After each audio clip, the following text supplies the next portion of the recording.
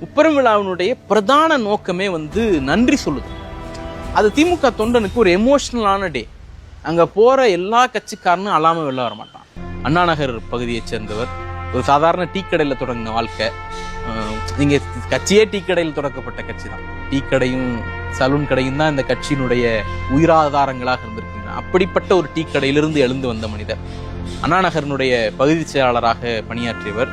1984 நினைக்கிறேன், கலைஞரும் பேராசிரியர் அவர்களும் தன்னுடைய எம்எல்ஏ பதவியை ராஜினாமா பண்ணிட்டு ஈழத்தமிழர் பிரச்சனைக்காக ராஜினாமா பண்ண பிறகு அண்ணா நகர்ல ஒரு இடைத்தேர்தல் வருது. ஆளுங்கட்சி அதிமுக, அசுரபலத்தோடு நின்று அதிமுக, எம்ஜிஆர் காலத்து அதிமுக, வீழ்த்தவே முடியாத அதிமுக. அந்த அதிமுகவை ஒரு இடைத்தேர்தலில் அண்ணா நகரில் வீழ்த்தி காட்டியவர் சோமா ராமச்சந்திரன். இன்னைக்கு இது நூற்றாண்டவர், 100 வயது.